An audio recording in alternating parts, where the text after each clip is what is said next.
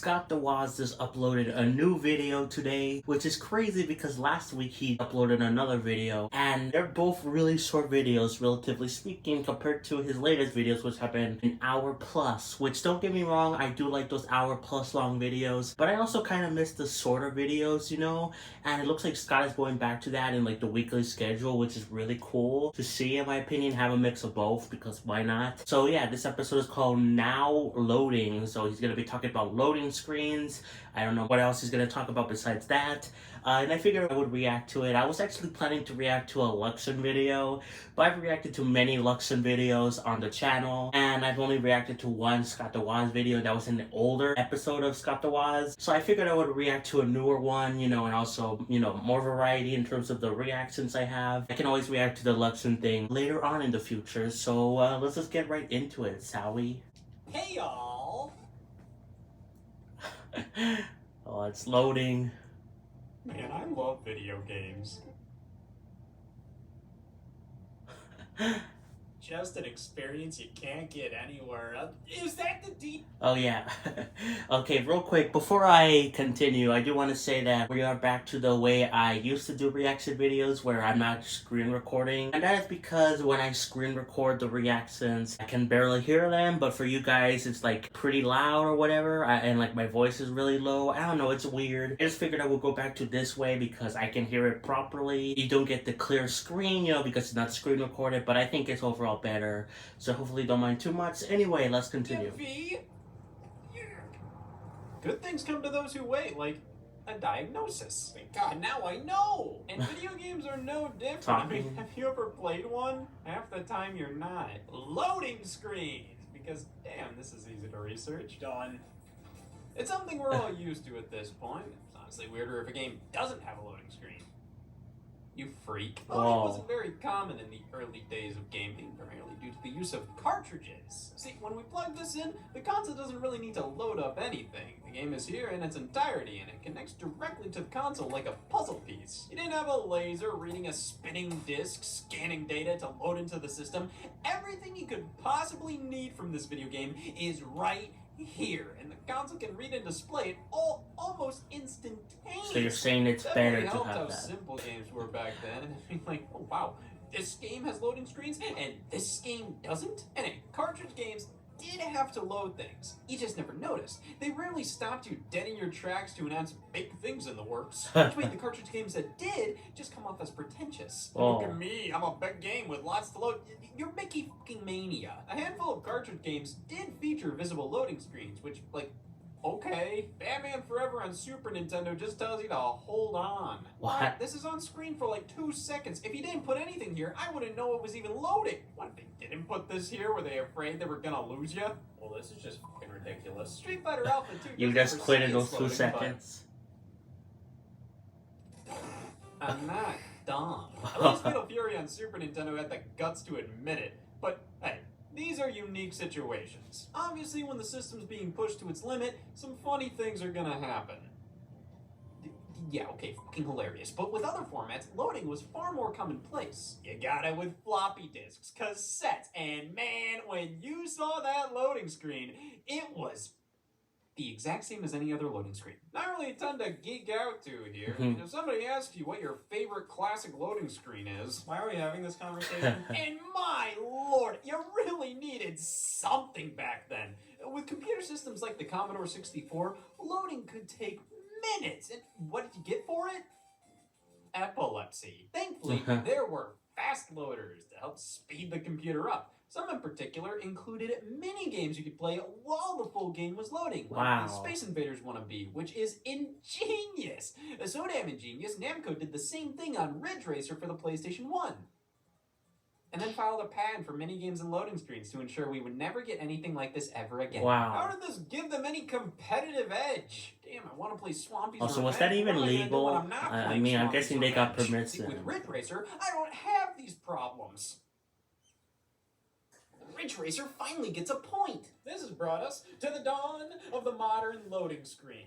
The PlayStation 1 era, when loading became a standard you just came to expect from most games.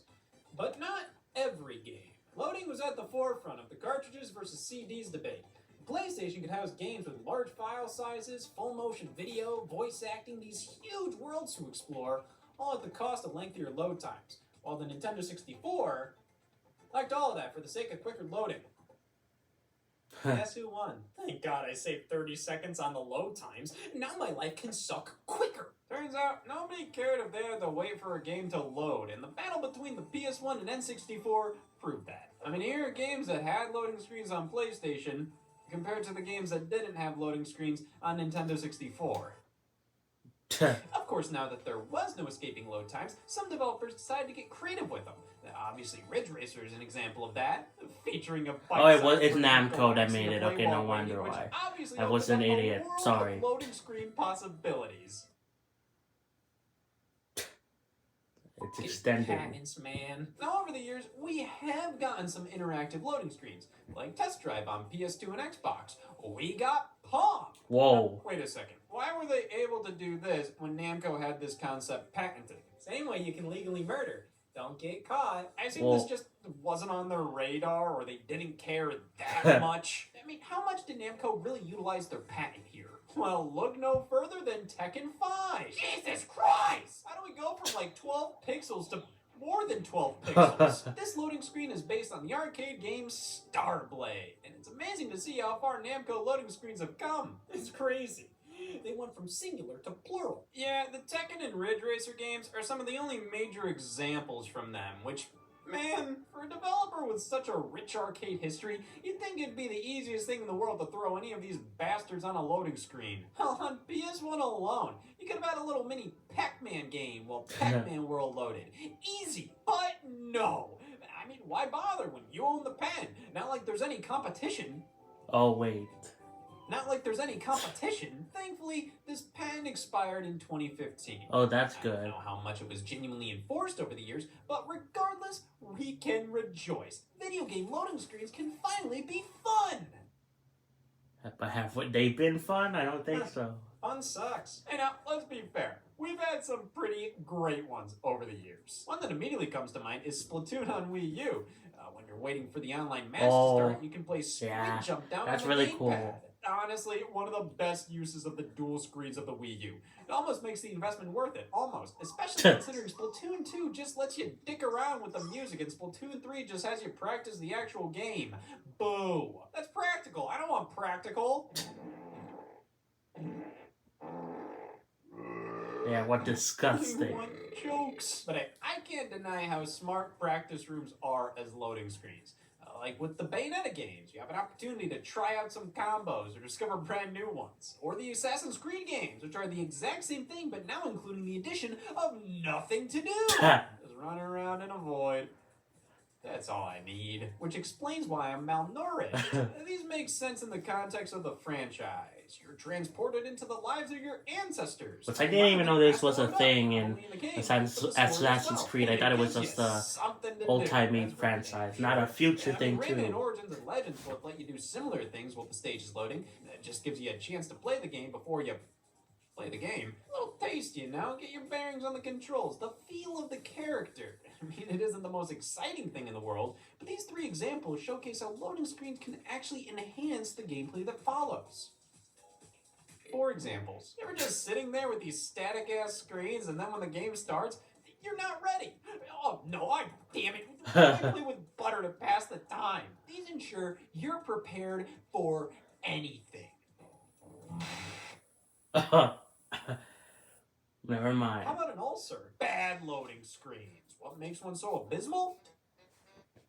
It just states it. I'll tell you later. Why do the games with the longest load times have nothing to do during them? Lego City Undercover. Boot the game up, you get this spinning police badge for nearly a minute, title screen, and then...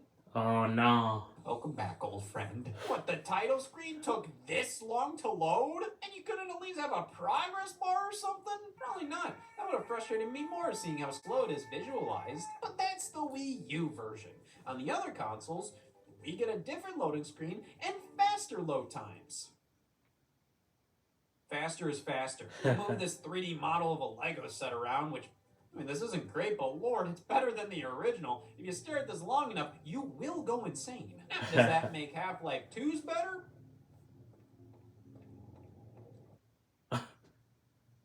Wow, so entertaining.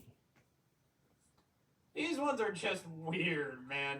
How they just freeze the game randomly to load? And not like this happens before or after a cutscene or during a time in which it makes sense for the game to fade to black and take a second to load. And no, it's just, hey, I know you're in the middle of playing, but check this out.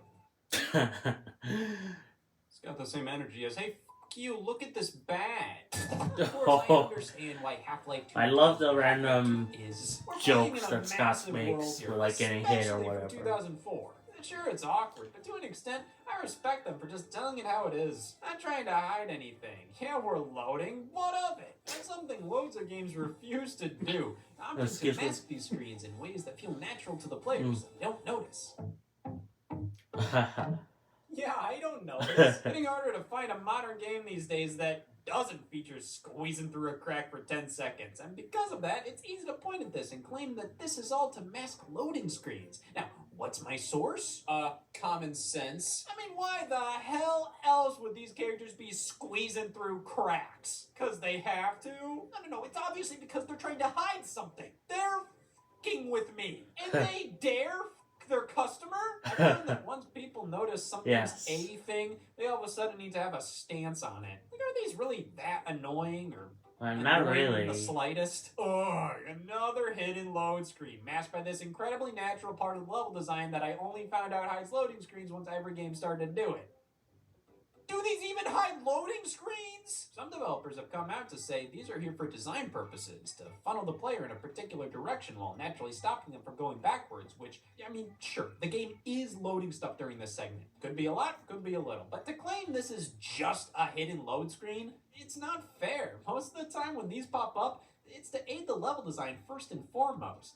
And if these really get on your nerves, well, damn, I'd like to see what else pisses you off.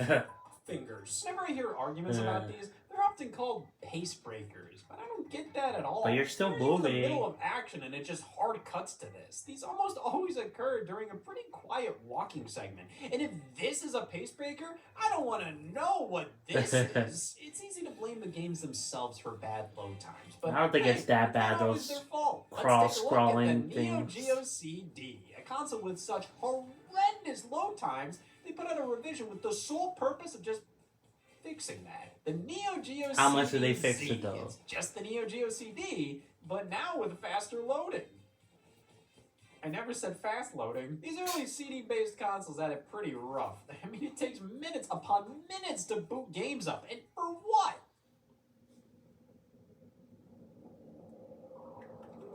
Whoa. Spooky, scary skeleton. Worth the wait. But what game has the worst load times? The one that immediately comes to mind is Nintendo Badge Arcade on the Nintendo 3DS. Why? Free download that would offer icons to decorate your home screen. You pay for credits to nab them with a crane game with new badges being added via consistent updates. So there's a lot going on here. Load up the app, connect to the internet, and the 3DS menu is heavily involved here, doing something it was never designed to do. So there's tons of reasons this takes a while to boot up. 10 minutes of reasons. Wait, what? Jesus, that makes Grand Theft Auto 5s look like a blink and you miss it moment. Well, if the blink turns into a nap. Back when it launched on the Xbox 360, GTA 5 would take like 3 minutes to boot up, which a few re-releases later, here on the PlayStation 5, it takes still pretty damn long for an Xbox 360 game on PlayStation 5. Well, how about an Xbox 360 game on Xbox 360? Sonic the Hedgehog from 2006. Here, watch this. You just experienced a third of Sonic 06. Load screens genuinely make up such a huge percentage of this game's runtime. You talk to a character to start a mission. Loading screen. The character tells you something. Yeah, I've heard how bad the loading screens are in this game. The character thanks you. Loading screen. And you know what the craziest thing is? This shit boots up instantly. It's like a 4-second load, and then here's the title screen, which then plays this huge cutscene. Yet it has to load Robert telling me to put my damn shoes on. It just makes me want to play a good game, like Bloodborne. So sorry for the noise. This is the worst loading screen. Like, look at this. What the hell is this? It's the logo on black. That's it. And with how difficult the game is, you're gonna die a lot and see this pop up every single time. Also, I believe I saw something that Scott was playing the unpatched version of Bloodborne interesting to look at, or something. Silver the Hedgehog or nothing? give me a minute. Look, I can deal with frequent load times. I can deal with long load times. I can deal with nothing to do or look at during load times. But when I have to deal with more than one of these at a time, that's what makes for the worst loading screens. GTA 5 is easy to forgive considering you have one long boot up and then practically no load times during the actual game. And then with something like Animal Crossing New Horizons, there's this long ass wait at the start, an unstoppable dialogue sequence, another wait, and then when we get into the actual game, we still have these clunky ass loads when entering buildings. What exactly are we loading here? The house and a bug.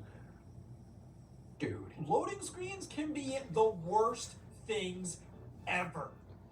But are there any that are truly the best? Even some of the coolest ones out there, they're kind of just making the most out of a bad situation. Look up best loading screens of all time and tell me, do they elicit a hanker? Skyrim lets me move a 3D model around sluggishly. Well, hot damn, at that point, this is the true loading screen. Resident Evil's ominous opening door really added to the survival horror experience. The genuine fear of what's on the other side just made 10 times more effective by how slow it was. This is a loading screen that enhanced the game.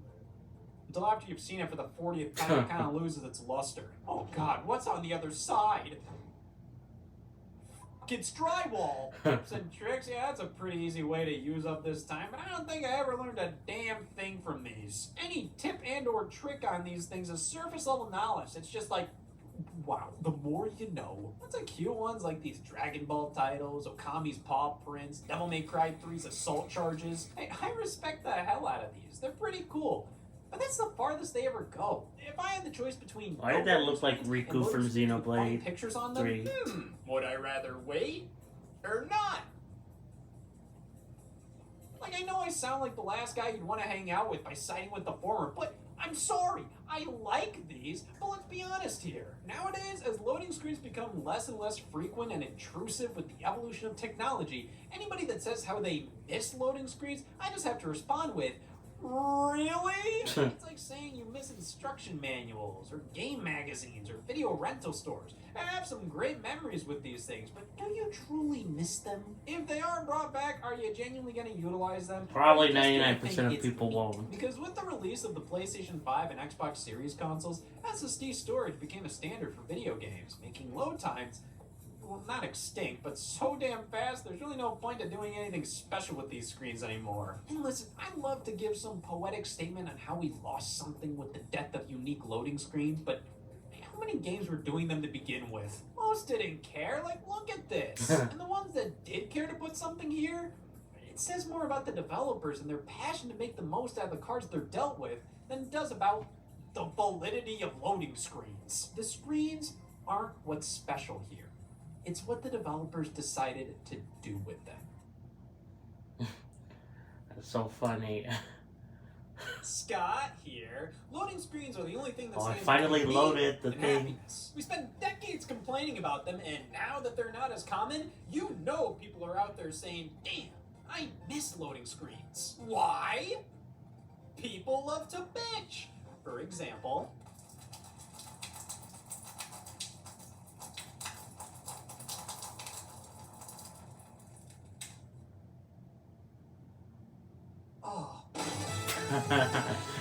Oh, he's out of water now. Oh my god.